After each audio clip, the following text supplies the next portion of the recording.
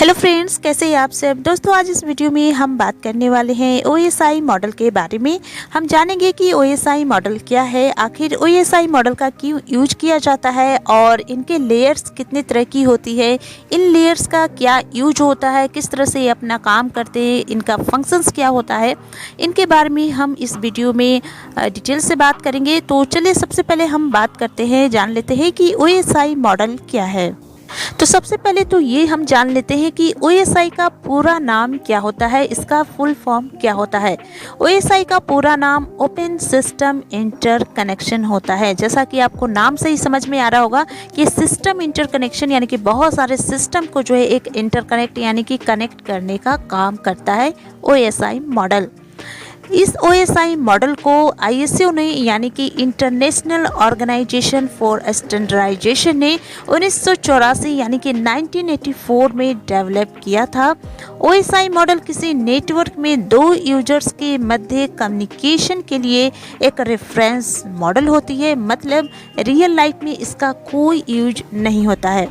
OSI model यह बताती है कि किसी नेटवर्क में डेटा या सूचना कैसे सेंड तथा रिसीव होती है। इस काम को करने के लिए OSI मॉडल को 7 छोटे और प्रबंधनीय कार्यों यानी कि मैनेजेबल टास्क में विभाजित कर दिया जाता है। तो फ्रेंड्स, सबसे पहले तो ये जानना है कि OSI मॉडल जिसका पूरा नाम ओपन सिस्टम इंटरकनेक्शन होता है, जिसे इस OSI मॉडल को ISO ने 1984 में डेवलप किया। और OSI मॉडल क्या है कि किसी दो यूजर्स के मध्य जो है कम्युनिकेशन करने का काम करता है। मतलब कि जैसे एक एग्जाम्पल के थ्रू आप समझिए कि जैसे आप कोई मेल करना चाहते हैं अपने फ्रेंड को, ठीक है, आप कोई एक मेल सेंड करना चाहते हैं अपने फ्रेंड को। तो जब आप कुछ कंटेंट लिखेंगे फिर उस मेल को सेंड करेंगे अपने फ्रेंड्स के पास, तो जैसे ही आप सेंड करते हैं तो सेंड करने के बाद जो है उसमें एक प्रोसेस होता है कि किस तरह से जहाँ पे आपने सेंड किया है उस तक जो है किस तरह से मेल पहुंच पाए, कैसे आपके फ्रेंड्स जो है अगला यूजर जो है उस मेल को रिसीव कर पाए। तो ये सेंड और रिसीव करने का जो काम है ये OSI मॉडल के थ्रू होती है। तो जैसे ही आप सेंड करते हैं मेल को तो डेटा ट्रांसमिशन होता है ना, तो एक तरह से डेटा हो गई जो आपने सेंड किया, तो सेंड किया अपने फ्रेंड के पास, तो वहाँ पे एक डेटा ट्रांसमिशन करने का काम होता है। तो जब नेटवर्क में कंप्यूटर के बीच डेटा ट्रांसमिशन होता है तो डेटा ट्रांसमिशन के प्रोसेस में कंप्यूटर के थ्रू यानी कि कंप्यूटर के द्वारा जो है कई तरह के फंक्शंस जो है परफॉर्म किए जाते हैं कि किस तरह से रिसीवर के पास जो है वो मेल पहुंच सके, वो डेटा पहुंच सके। तो इसी फंक्शंस को पूरा करने के लिए, इस फंक्शंस को परफॉर्म को पूरा करने के लिए OSI को जो है 7 लेयर में डिफाइन कर दिया जाता है, यानी कि 7 लेयर में जो है इसे डिवाइड कर दिया जाता है। तो कहने का मतलब है कि OSI जो है रेफरेंस मॉडल 7 लेयर का एक फ्रेमवर्क होता है जिसके थ्रू नेटवर्क में कंप्यूटर और डिवाइसों के बीच डेटा ट्रांसमिशन के समय होने वाले फंक्शंस को 7 लेयर में डिफाइन कर दिया जाता है, डिवाइड कर दिया जाता है। ठीक है फ्रेंड्स, तो समझ चुके होंगे कि OSI मॉडल क्या है। OSI मॉडल का मेन काम ये होता है कि दो यूजर्स के बीच डेटा कम्युनिकेशन कराने के लिए ये काफ़ी हेल्पफुल होती है। जैसे कोई डेटा सेंड करना हो या रिसीव करना हो, तो इनके बीच जो है OSI मॉडल काम करती है। तो इस तरह से OSI मॉडल में 7 लेयर्स होते हैं और प्रत्येक लेयर एक दूसरे लेयर पर डिपेंड नहीं रहती है, लेकिन एक लेयर से दूसरे लेयर में डेटा का ट्रांसमिशन होता है जिससे कि डेटा एक सिस्टम से दूसरे सिस्टम तक आसानी से पहुंच सके। तो फ्रेंड्स, मैंने अभी आपको बताया कि OSI मॉडल में 7 लेयर्स होते हैं और ये लेयर्स एक दूसरे पर डिपेंड नहीं होती है, लेकिन इसमें जो है एक लेयर से दूसरे लेयर में डेटा ट्रांसमिशन करने का काम होता है जिससे कि डेटा जो है एक यूजर से दूसरे यूजर तक आसानी से पहुंच सके। यहाँ पे हमने कुछ डायग्राम लिया है, ये हमारा OSI मॉडल कहलाता है। आप यहाँ पे देख सकते हैं जिसमें कि कोई यूजर जो है डेटा को यहाँ पे सेंडर यानी कि कोई यूजर डेटा सेंड करता है। तो यहाँ पे जो 7 लेयर्स आप देख रहे हैं, हर एक लेयर से पास होते हुए वो डेटा जो है फाइनली रिसीवर तक जो है वो डेटा जो है मिल जाती है उसे। तो ये पूरा OSI मॉडल कहलाता है। और ये OSI मॉडल किस तरह से काम करता है, इसमें जो 7 लेयर्स होते हैं, इन 7 लेयर्स का क्या रोल होता है इस OSI मॉडल में, इनके क्या फंक्शंस होते हैं, इनके बारे में हम अच्छे से आगे बात करेंगे। सबसे पहले तो हमें ये जानना ज़रूरी है कि 7 लेयर्स जो है कौन कौन होते हैं और इनका जो काम है क्या होता है। जैसे आप यहाँ पे देख सकते हैं कि सबसे टॉप पे जो है एप्लीकेशन लेयर होती है, इसके बाद प्रेजेंटेशन लेयर आती है, सेशन लेयर, इसके बाद ट्रांसपोर्ट लेयर, थर्ड नंबर पे नेटवर्क लेयर, सेकेंड आती है डेटा लिंक लेयर और लास्ट यानी कि फिजिकल फर्स्ट पे जो है सबसे फर्स्ट जो है वो फिजिकल लेयर कहलाती है। ठीक है, तो सबसे पहले हम बात कर लेते हैं एप्लीकेशन लेयर के बारे में कि एप्लीकेशन लेयर क्या है और इसके जो फंक्शंस होते हैं वो क्या होते हैं, OSI मॉडल में इसका क्या रोल होता है। ठीक है, तो एप्लीकेशन लेयर OSI मॉडल की 7वीं लेयर है, जिसे हम 7 लेयर भी कहते हैं। यह लेयर OSI मॉडल की सबसे ऊपरी लेयर होती है। तो फ्रेंड्स, अभी आपने डायग्राम में देखा है कि OSI मॉडल की सबसे ऊपरी लेयर एप्लीकेशन लेयर होती है, जिसे हम 7 लेयर भी कहते हैं। एप्लीकेशन लेयर यह कंट्रोल करती है कि कोई भी एप्लीकेशन किस प्रकार नेटवर्क को एक्सेस करती है। नेटवर्क को एक्सेस करने का मतलब है कि जैसे आप कोई डेटा सेंड करना चाहते हैं किसी यूजर के पास, यानी कि आप अपने फ्रेंड्स के पास सेंड करना चाहते हैं कोई डेटा, तो वहाँ पे क्या होता है कि कम्युनिकेशन नेटवर्क जो है उस यूजर के डिवाइसेस से इंटरकनेक्ट होती है, ताकि उस यूजर के पास जो भी आपने डेटा सेंड किया है उस यूजर के पास आसानी से वो डेटा पहुंच सके, एक एप्लीकेशन दूसरे एप्लीकेशन के साथ आसानी से कम्युनिकेशन कर पाए।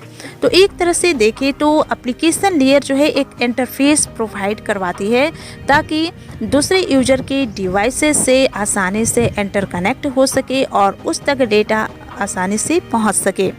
सेकेंड पॉइंट है कि यह लेयर ईमेल फॉरवर्डिंग और स्टोरेज के लिए फैसिलिटी उपलब्ध करवाते हैं, या फिर कोई आप मेल सेंड करना चाहते हैं तो वहाँ पे जो है एप्लीकेशन लेयर का यूज किया जाता है। थर्ड पॉइंट है application layer HTTP, FTP, SMTP, NF जैसे प्रोटोकॉल का यूज करती है।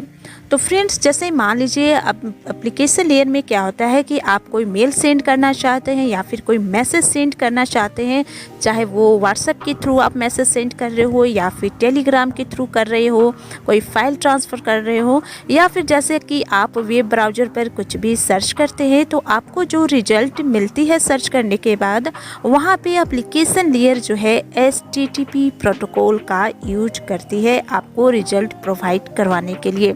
प्रोटोकॉल क्या होते हैं? तो प्रोटोकॉल एक सेट ऑफ रूल्स होते हैं जहां बहुत सारे नियम्स होते हैं जो कि एप्लीकेशन लेयर में यूज की जाती है अलग अलग एप्लीकेशंस को करने के लिए।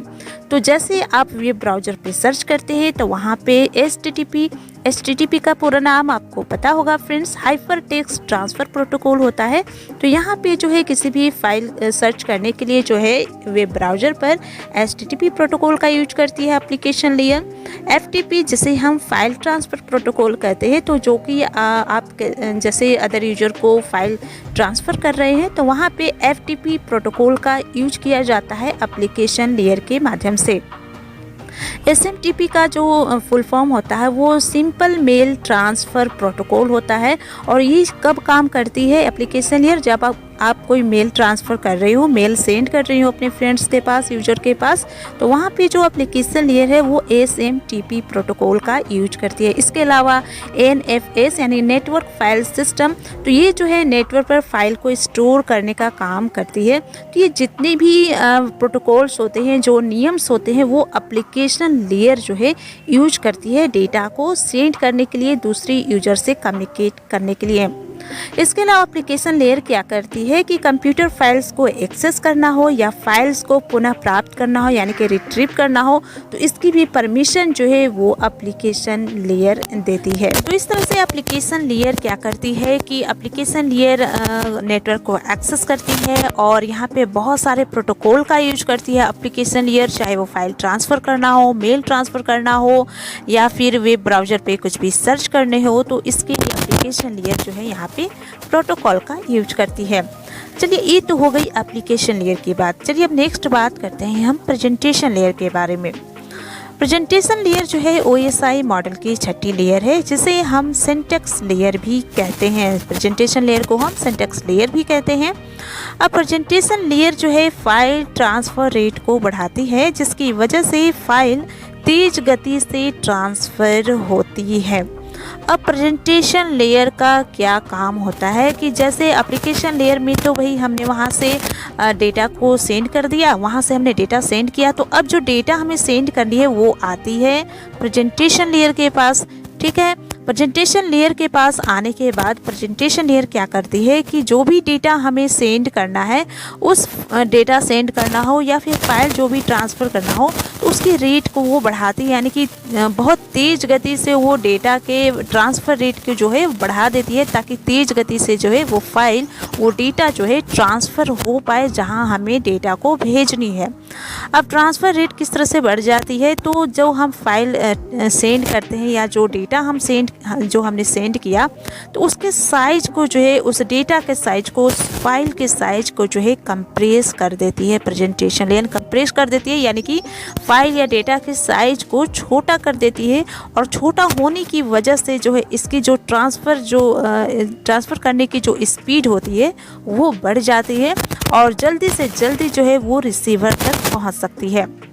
इसके अलावा प्रेजेंटेशन लेयर डेटा को ट्रांसलेट करती है जिसकी वजह से रिसीवर डेटा को समझ पाता है। इसके अलावा प्रेजेंटेशन लेयर का काम क्या होता है, ट्रांसलेट करने का भी काम करता है प्रेजेंटेशन लेयर। अब जैसे मान लीजिए जो आपने डेटा सेंड किया वो आपने किसी लैंग्वेज, जैसे कि आपने इंग्लिश लैंग्वेज में डेटा को सेंड कर दिया, ठीक है।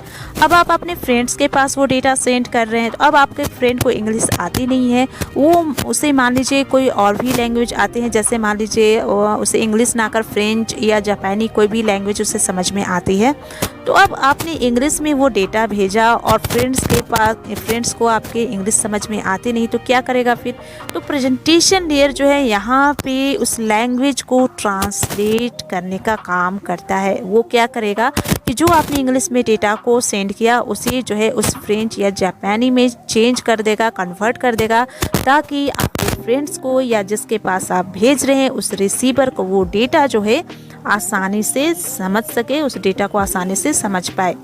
इसके अलावा प्रेजेंटेशन लेयर ज़रूरत पड़ने पर ASCII कोड को इस कोड में भी, यानी कि ABCDIC कोड में भी ट्रांसलेट कर सकती है, यानी कि ज़रूरत पड़ने पर अगर ASCII कोड में लिखा हुआ है तो उसे जो है इस कोड में भी ट्रांसलेट करने का काम जो है प्रेजेंटेशन लेयर करती है।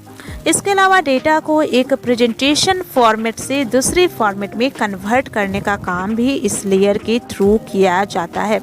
जैसे आप अपने फ्रेंड को कोई इमेज सेंड कर रहे हैं, कोई फ़ोटो सेंड कर रहे हैं, तो उस फ़ोटो के फॉर्मेट को भी वो चेंज कर देता है, चाहे उस फ़ोटो के फॉर्मेट को जैसे कि .jpg फॉर्मेट में चेंज कर दिया, PNG फॉर्मेट में चेंज कर दिया, ताकि जो है वो डेटा जो है आसानी से रिसीवर तक जो है वो पहुंच सके। तो कुल मिलाकर आप ये देखें तो प्रेजेंटेशन लेयर जो है वो जो भी डेटा सेंड किया उसे जो है उस फाइल के ट्रांसफ़र के रेट को बढ़ा देती है, उस फाइल के जो बड़ी साइज़ है उसको छोटा करने का काम करती है। इसके अलावा प्रेजेंटेशन लेयर ट्रांसलेट भी करने का काम करती है और उस डेटा के जो प्रेजेंटेशन फॉर्मेट से दूसरे फॉर्मेट में कन्वर्ट करने का भी काम जो है वो किसके थ्रू होता है, तो वो प्रेजेंटेशन लेयर के माध्यम से होता है।